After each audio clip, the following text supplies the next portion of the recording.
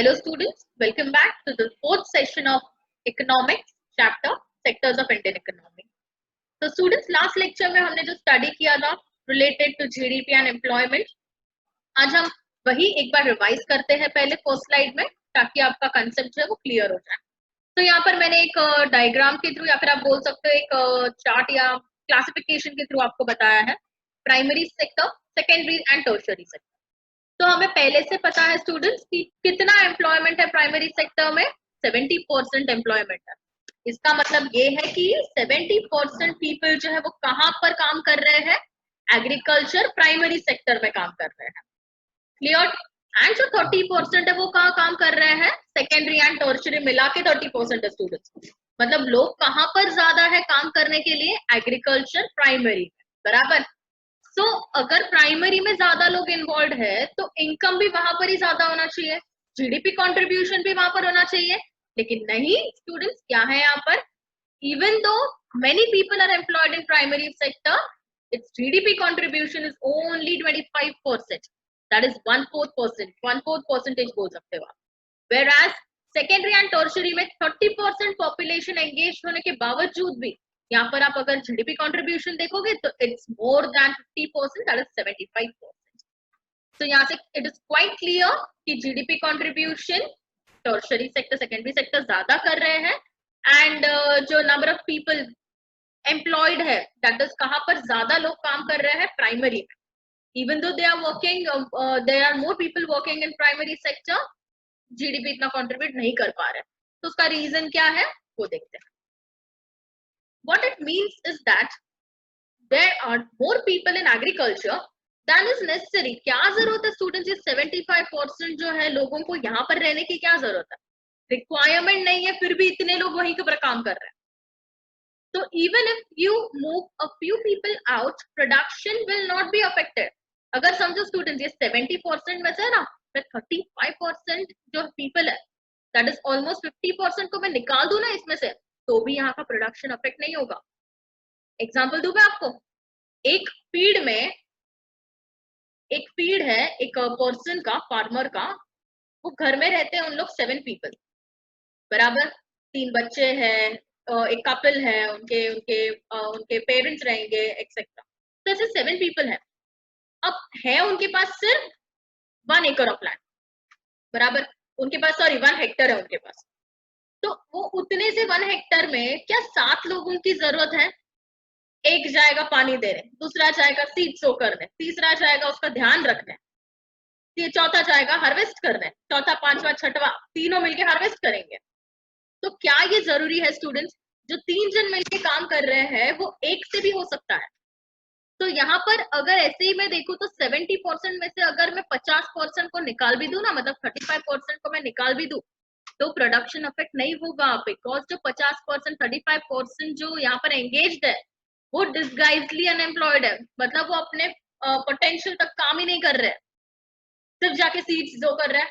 ये क्या कोई काम है? दैट इज, वो सीड्स सो करने में 4 जन इन्वॉल्व है, जहां पर एक का ही काम है, वहां पर 4 जन इन्वॉल्व है. हार्वेस्टिंग में एक का काम है, 1 हेक्टर में कितने लोगों की जरूरत पड़ती है, एक का ही काम है.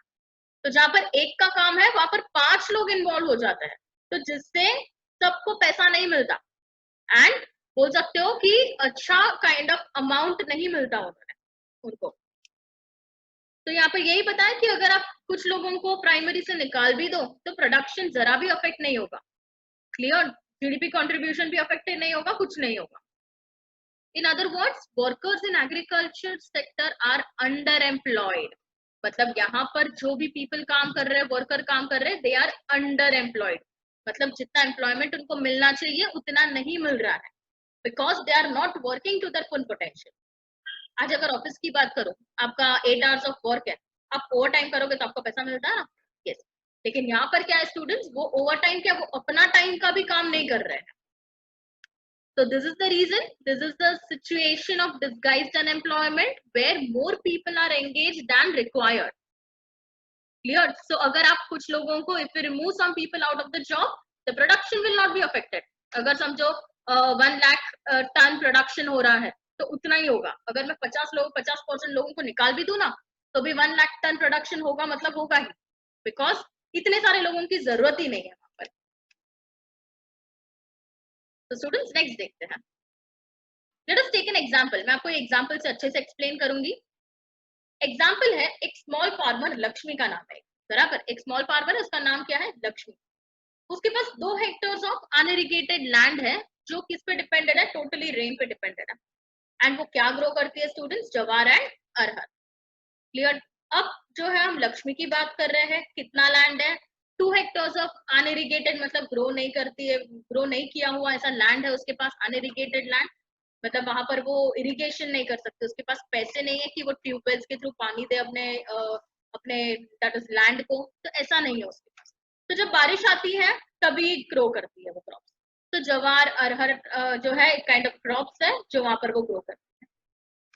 All 5 members of her family work in the plot throughout the year. अब पांचों 5 मेंबर्स जो फैमिली के हैं स्टूडेंट्स, वो सारे वो फील्ड पे ही काम करते हैं। अब सोचो, रेन पे डिपेंडेड है वो लैंड, बराबर। तो रेनी सीजन रहेगा तब काम होता है, बाकी के टाइम क्या करते हैं? तो दैट इज 5 मेंबर्स वहीं पर थ्रू आउट द ईयर काम करते हैं वही लैंड पे। तो क्या ये सही है? इट इज वेरी रॉन्ग, बराबर। They have nowhere else to go for work. You will see that everyone is working. None remains idle. But in actual fact, their labor efforts get divided. अब यहाँ पर आप देखो कि 5 के 5 जन काम कर रहे हैं स्टूडेंट, लेकिन क्या 5 अपने फुल पोटेंशियल के साथ काम कर रहे हैं? बहुत मेहनत कर रहे हैं? नहीं। लेबर एफर्ट्स जो है ना स्टूडेंट्स को डिवाइड हो रहा है। 3 जन मिलके सो कर रहे हैं, 2 जन हार्वेस्ट कर रहे हैं। लेकिन 2 हेक्टर्स ऑफ लैंड के लिए स्टूडेंट्स क्या है? सिर्फ एक जन सो करेगा, एक जन हार्वेस्ट करेगा। तो बाकी के जो 3 है ना, वो कहीं और जाके काम करके पैसे कमा के आ सकता है, बराबर। Each one is doing some work but no one is fully employed. सब काम कर रहे हैं थोड़ा थोड़ा थोड़ा, लेकिन उनको पूरी एम्प्लॉयमेंट कभी मिलती ही नहीं है। This is the situation of underemployment where people are apparently working, but all of them are made to work less than their potential. मैंने आपको बोला था यही सिचुएशन को अंडर एम्प्लॉयमेंट बोलते हैं, जहां पर सारे लोग काम तो कर रहे हैं, they are currently working, but everyone is made to work less than their potential. अगर आपका ताकत है ना कि आप दिन रात काम कर सकते हो, लेकिन फिर भी आपको 3-4 घंटे ही काम कर रहा है। So this is the situation of underemployment. This kind of underemployment is hidden in contrast to someone who does not have a job and is clearly visible as unemployed. तो students ये क्या हो गया? ये ऐसी situation हो गई कि भाई किसी को काम नहीं मिल रहा है, कोई educated है, educated person है and वो job ढूंढ रहा है but उसको job नहीं मिल रही है। तो ये भी एक kind of ऐसा ही unemployment हुआ। Hence, it is also called as disguised unemployment. तो underemployment का ही दूसरा नाम क्या है students? Disguised. तो in short मैं आपको explain कर दूं what is disguised unemployment. Disguised unemployment, you can say when there are more number of workers in a field and they are not required. Correct? उनकी requirement नहीं है, उतने लोगों की requirement नहीं है, but they are doing some kind of work. And they are not working to their potential. Labour efforts divide हो जाते हैं तो पोटेंशियल तक काम नहीं कर पाते। पोटेंशियल मतलब जितनी कैपेबिलिटी होती है ना आप में, उतना कर नहीं पाते, तो इसे हम डिस्गाइज्ड अनएम्प्लॉयमेंट बोलते हैं। Clear student? अब इसको सॉल्व कैसे कर सकते हैं डिस्गाइज्ड अनएम्प्लॉयमेंट को? जैसे कि एक एग्जांपल देती हूँ। सविता के घर में 5 लोग हैं। अब एक लैंडलॉर्ड का बात करते हैं जिसका नाम है सुखरा। क्या नाम है? सुखरा। अब वो आता है सविता के घर पे, अरे सॉरी लक्ष्मी के घर पे आता है एंड उसे बोलता है कि अच्छा तुम्हारी कंडीशन अच्छी नहीं है तो तुम एक काम करो, तुम 2 लोगों को मेरे वहां पर एक काम करो, काम करने भेज दो, बराबर। 2 लोगों को मेरे फील्ड में काम करने भेजा, ऐसा सुखराम लक्ष्मी को बोलता है। तो क्या ये प्रॉपर है स्टूडेंट्स? क्या ये करेक्ट है? Yes, why not?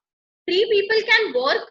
सविता का जो 5 मेंबर्स का फैमिली है उसमें से 3 members can work on their field, बराबर। उनकी फील्ड 2 हेक्टर्स की है, वहां पर काम करेंगे एंड 2 लोग सुखराम के फील्ड पे काम करेंगे, तो सुखराम उनको सैलरी भी देगा, वेजेस देगा। तो लक्ष्मी की फैमिली एक्स्ट्रा इनकम भी अर्न कर पाएगी थ्रू दिस वेजेस। तो लक्ष्मी's family is now able to earn some extra income through wages. Wages के थ्रू ये earn कर सकते हैं। Since you do not need 5 people to look after a small plot, 2 people moving out does not affect the production on their farm. क्या ये दो लोग सविता लक्ष्मी के घर से निकल गए तो क्या अफेक्ट होगा प्रोडक्शन? नहीं, वो तीन जो बचे हैं ना वो भी अच्छे से प्रोडक्शन कर सकते हैं, वहां पर क्रॉप्स को ग्रो कर सकते हैं, हार्वेस्ट कर सकते हैं। तो वो तीन जन सफिशिएंटली बोल सकते हो कि एफिशिएंटली कर सकते हैं काम। In the above example, two people में move to work in a factory. और अगर समझो सुखराम जो है, अगर सुखराम नहीं आया होता तो भी दो लोग क्या कर सकते थे स्टूडेंट्स? दो लोग कोई फैक्ट्री में काम कर सकते थे, अपनी घर की इनकम बढ़ा सकते थे, वैसे। So once again, the earnings of family would increase and they would also continue to produce as much from their land. तो स्टूडेंट्स, अगर ये 5 मेंबर्स में से दो कहाँ गए? सुखराम के पास गए, बाकी के दो कोई फैक्ट्री में काम कर रहे हैं, तो अकेला जो मैन रहेगा, जो वो फैमिली का हेड, वो अपने फील्ड पे काम कर सकता है। तो 3 जगह से 3 सोर्सेज है जहां से इनकम आ सकती है, बराबर स्टूडेंट्स? तो यही एग्जाम्पल था, इसे हम डिस्गाइज्ड अनएम्प्लॉयमेंट कहते हैं। जो एक्स्ट्रा पीपल होते हैं फील्ड में काम करने वाले, वो डिस्गाइज्डली अनएम्प्लॉयड होते हैं। So let's move to, there are lakhs of farmers like Lakshmi in India. ऐसे तो स्टूडेंट्स बहुत सारे फार्मर्स हैं। This means that even if we remove a lot of people from agricultural sector and provide them job in another sector, the production will not suffer. अब मैंने आपको बोला ही था, एग्रीकल्चर से 35-50% लोगों को निकालो, वहां से जरूरत नहीं है, उनको वहां से निकालो एंड सेकेंडरी एंड टर्शियरी में इन्वॉल्व करो, तो एटलीस्ट उनको उनको उनको वेजेस मिलेंगे, they will be able to earn something, बराबर? तो यहीं पर यही बोला है कि अगर आप निकाल भी दो ना एग्रीकल्चरल सेक्टर से कुछ लोगों को एंड उन्हें दूसरे जगह पे सेकेंडरी टर्शियरी में जॉब दो, तो सेकेंडरी टर्शियरी में भी एम्प्लॉयमेंट बढ़ेगी, as well as the people will also get something to earn. The incomes of the people who take up other work would increase the total family income, बराबर? आपके घर में अगर समझो 6-7 जन है, सब अलग अलग सोर्स से पैसे कमा रहे हैं, तो फैमिली इनकम बढ़ेगी कि नहीं? Yes. This underemployment can also happen in other sectors. तो स्टूडेंट्स, ये तो हमने रूरल एरियाज की बात, अब अर्बन में भी होती है ये अंडर एम्प्लॉयमेंट। मतलब आप पूरे दिन काम करते हो फिर भी हाथ में 100 रुपए आता है, तो ये केस जो है ये अर्बन एरियाज में भी होता है। कैसे, मैं आपको बताती हूँ। क्या आपने मुलुंड स्टेशन साइड पे ऐसे ही बहुत सारी पब्लिक जो मेन होते हैं उनको खड़े हुए देखा है? वहां पर ऐसे ही खड़े होते हैं, फिर आपके सोसाइटीज में आते हैं कि हम चेयर रिपेयर करने वाले, ये है वो है, तो ये सब students daily veg workers, daily veg workers, इसको कैजुअल वर्कर्स बोलते हैं, जो रोज सुबह एम्प्लॉयमेंट के लिए निकल जाते हैं। डेली एम्प्लॉयर होते हैं, डेली एम्प्लॉय होते हैं, मतलब रोज निकलते हैं, रोज काम करते हैं। अगर कोई दिन काम मिला तो ठीक, नहीं मिला तो उनको पैसे भी नहीं मिलते स्टूडेंट, क्लियर? तो कहीं पर प्लम्बर का काम, प्लम्बिंग का काम करते हैं, कभी पेंटिंग का काम कर लेते हैं, कभी कुछ रिपेयर करने का काम कर लेते हैं। So they are termed as casual workers, जो सिटीज अर्बन एरियाज में दिखते हैं। एग्जाम्पल, आप जाओ सुबह सुबह 8-9 बजे जाओगे तो स्टेशन के वहां पर ऐसे कितने सारे लोग होते हैं। तो आधे टाइम तो वो 15 दिन उनको हार्डली जॉब मिलता है, कहीं पर कुछ काम मिल जाता है एंड पैसे कमाते हैं, and half the month they are unemployed, correct? तो ये हम सिर्फ रूरल में ही नहीं अर्बन में भी देखते हैं अंडर एम्प्लॉयमेंट का situation. Many of them don't find work every day. Similarly, we see other people of the service sector on street pushing a cart, selling something, where they may spend the whole day but earn very little. So students, देखते हो कुछ ऐसे भी हैं जो cart वगैरह जो है उसको पुश करते हैं, कुछ ईटेबल्स बेचते हैं बस स्टैंड के उधर, फिर पैकेट्स बेचते हैं, फिर सेलर्स होते हैं, फुटपाथ वगैरह पे भी होते हैं, आप देखोगे। तो वो पूरे दिन बेचारे वहां पर बैठते हैं, मेहनत करते हैं, बट हाथ में उनके 100-200 रुपीज भी दिन के नहीं मिलते उनको। तो दे आर डूइंग दिस, क्यों कर रहे हैं? अगर पैसे ही नहीं मिल रहे तो इन लोग क्यों कर रहे हैं स्टूडेंट्स? कुछ नहीं से अच्छा कुछ बेटर है, ये कहावत है ना, कुछ ना होने से अच्छा कुछ होना। So they are doing this work because they do not have better opportunities. उनको शौक नहीं है स्टूडेंट्स की जगह जगह जाके प्रोडक्ट्स बेचना या रिक्शा चलाना या बोल सकते हो प्लम्बिंग का काम करना। क्यों कर रहे हैं? बिकॉज उनके पास अपॉर्चुनिटीज नहीं है। तो हम देखेंगे अंडर एम्प्लॉयमेंट की सिचुएशन दो जगह पर है, एक रूरल एरियाज में भी डिस्गाइज्ड अनएम्प्लॉयमेंट है। डिस्गाइज्ड अनएम्प्लॉयमेंट मतलब क्या होता है students? You can say there are more number of people engaged in the field than required. So if you remove some of the people from agricultural sector, the production will not be affected. Correct? वैसे ही अगर आप यहाँ पर देखोगे urban area में, तो yes यहाँ पर भी कैजुअल वर्कर्स है जो बेचारे दिन के हिसाब से काम करते हैं, डेली काम ढूंढते हैं, कहीं मिला तो उनको पैसे मिलते हैं, नहीं मिला तो पूरे दिन बेचारे ऐसे ही घूमते हैं बट कमा नहीं पाते। क्लियर? तो यहाँ पर भी अंडर एम्प्लॉयमेंट है एंड रूरल एरियाज में भी अंडर एम्प्लॉयमेंट। तो क्या करना चाहिए, क्या लगता है आपको, how to create more employment? चलो हम डिस्कस कर लेते हैं पहले कि एम्प्लॉयमेंट कैसे क्रिएट कर सकते हैं। क्या लगता है, आप अगर मेरे सामने होते अभी तो बहुत सारे मुझे सजेशंस आते, ओपिनियंस आते, व्यूज आते, लेकिन अभी मुझे आपको ही बोलना पड़ेगा। So that is the first one. कैसे क्रिएट करेंगे? हम लोन्स दे सकते हैं, दैट इज गवर्नमेंट क्या करेगी, बैंक्स जो है सेटअप करेगी, बैंक्स लोन देंगे लक्ष्मी जैसे फार्मर को, स्मॉल फार्मर्स को, ताकि लोन से वो क्या कर सके, अच्छे क्रॉप्स ग्रो कर सके, मार्केट में बेच सके, मार्केट में जो प्रॉफिट मिले उससे बैंक का इंटरेस्ट भी चुका सकते हैं एंड उनका प्रॉफिट भी मिल जाएगा। बराबर? तो गवर्नमेंट को क्या सेटअप करना चाहिए, बैंक सेटअप करनी चाहिए that provides loans to small farmers like Lakshmi at low rate of interest. Rate of interest क्या होना चाहिए स्टूडेंट्स? बहुत ही कम होना चाहिए। हाई रेट ऑफ इंटरेस्ट रहा तो बेचारे लोन भरेंगे, इंटरेस्ट भरेंगे, कि खाएंगे कि कमाएंगे क्या? तो यही है। तो पहला हम देखेंगे बैंक शुड प्रोवाइड लोन। बराबर? फिर सेकेंड और क्या कर सकते हैं हम? मैं बोलूं तो हमें रूरल एरियाज में एम्प्लॉयमेंट जनरेट करना चाहिए। कैसे करेंगे? तो we can set up industries there. हम रूरल एरियाज में इंडस्ट्री सेटअप कर देते हैं। अब इंडस्ट्री में काम करने वाले लोग चाहिए कि नहीं स्टूडेंट्स? तो वो विलेज में हम जहां पर इंडस्ट्री सेटअप कर रहे हैं तो विलेजर्स को हम एम्प्लॉय कर सकते हैं वो इंडस्ट्री में, ताकि उनको भी एम्प्लॉयमेंट मिले, हमारा लेबर डिमांड भी फुलफिल हो जाए। Yes students. तो second is setting up of industries in villages. फिर थर्ड और क्या कर सकते हो स्टूडेंट्स? आइडिया कुछ और क्या करोगे? फिर मैं क्या करूंगी स्टूडेंट्स? हनी कलेक्शन सेंटर्स है वो सेटअप करूंगी।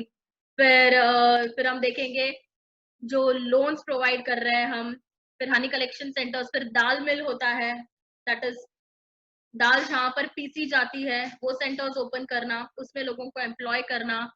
So there are various kind of job opportunities that can be created for underemployed people. So let's see one by one. Now, first one, the government can spend some money or bank can provide a loan to farmers so that they can irrigate their fields and also employ other laborers in their field. तो पहला मैंने आपको पहले ही बता दिया था, government या तो कुछ पैसे खर्च करेगी उन पे पॉलिसीज बना के, एंड बैंक क्या करेगी, लोन प्रोवाइड करेगी ताकि वो अपने फील्ड को भी इरिगेट करे, एंड अगर 2 हेक्टेयर पे उसको लेबर की जरूरत हो तो दूसरे लेबरर्स को एम्प्लॉय भी करे। फिर सेकेंड देखेंगे स्टूडेंट्स, डैम्स कंस्ट्रक्ट करना, डैम्स बनाना। पता है आपको, एक डैम बनती है ना, जब कैनाल बनती है तब कितने लोगों को एम्प्लॉयमेंट मिलता है। तो construction of dams and canals dug to irrigate field. Dams बनाते हो आप एंड कैनाल्स बनाते हो। कैनाल्स कहाँ होती है? फील्ड के बाजू में ही कैनाल जाती है, गांव में देखा होगा। तो उसको डग करने के लिए भी बहुत लोगों की जरूरत पड़ती है, तो इससे बहुत ज्यादा एम्प्लॉयमेंट अपॉर्चुनिटीज मिलती है। फिर थर्ड देखते हैं, if the government invests some money in transportation and storage of crops or make better rural roads so that mini truck reach everywhere, several farmers like Lakshmi who have now access to water can continue to grow and sell these crops. बराबर? अब हम देखेंगे जो government है वो क्या करेगी, transportation में अगर पैसा खर्च करेगी एंड रोड्स को अच्छे बनाएगी रूरल एरियाज को, तो क्या हो सकता है, मिनी ट्रक्स रोड पे चल सकते हैं।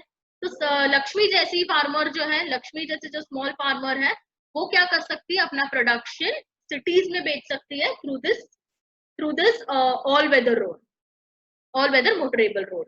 बराबर? बिकॉज अगर रूरल एरियाज में आपने देखा रहेगा इतने खराब रोड्स होते हैं ना कि सामान उसमें ही पूरा रॉ मटेरियल जो होता है आप कैरी करते हो वो पूरा उसमें खराब हो जाता है, आधा नीचे गिर जाता है वो रोड्स की वजह से एक्सेट्रा। तो गवर्नमेंट क्या करेगी, ट्रांसपोर्टेशन अच्छा करेगी, इन्वेस्टमेंट करेगी ट्रांसपोर्टेशन में एंड रोड्स बेटर करेगी, करेक्ट, ताकि ट्रांसपोर्टेशन इजी हो एंड कुछ स्मॉल फार्मर्स जो अपने प्रोडक्ट्स अपने अपने जो प्रोडक्शन है उसको अगर सिटीज में बेचना चाहे तो वो अच्छे से कर सके। फिर हम फोर्थ देखेंगे इंडस्ट्री सेटअप करना, ये मैंने आपको पहले ही बोल दिया था जिससे लार्ज स्केल एम्प्लॉयमेंट होता है। फिर सेटिंग अप ऑफ दाल मिल, बराबर दाल मिल सेटअप करो ताकि क्या कर सके वो फ्लोर वगैरह बनाए एंड सिटीज में सेल करे, तो यहाँ पर भी बहुत सारे लोगों को एम्प्लॉयमेंट मिलती है। फिर कोल्ड स्टोरेज ओपन करना students, what is cold storage पता होगा आपको, जो पोटैटोज है अनियन है उसका प्रोडक्शन बहुत ज्यादा होता है, फिर उसको ना होल्ड करके रखता है, होर्डिंग होर्डिंग ऑफ गुड्स, तो होल्ड करता है ना तो वो खराब हो जाएंगे ना स्टूडेंट्स ऐसे ही रखोगे तो इसलिए कोल्ड स्टोरेज बनाए जाते हैं, फ्रिज काइंड ऑफ, जिसमें आप रखोगे ना प्रोडक्ट्स को तो वो बहुत टाइम तक खराब ही नहीं होंगे एंड जब उसके प्राइसेस बढ़ जाएंगे तब फार्मर्स उसको बेच के अच्छा प्रॉफिट कमाएंगे। तो this is nothing but hoarding.